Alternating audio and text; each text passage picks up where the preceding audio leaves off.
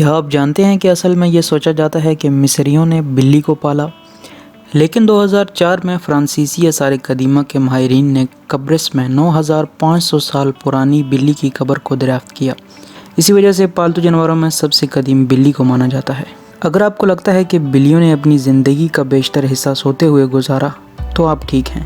بلی اپنی زندگی کی 70% حصہ سوتے ہوئے گزارتی ہے، جو کہ دن کے تقریباً 13 سے 16 گھنٹے بنتے ہیں۔ بلیوں کو دوسرے جانوروں کی نسبت قوت سماعت بھی زیادہ ہوتی ہے اور یہ رات کی تاریکی میں دیکھنے کی صلاحیت بھی رکھتی ہیں۔ گھریلو بلیوں کو عام طور پر کافی چھوٹی اور داغدار مخلوق سمجھا جاتا ہے۔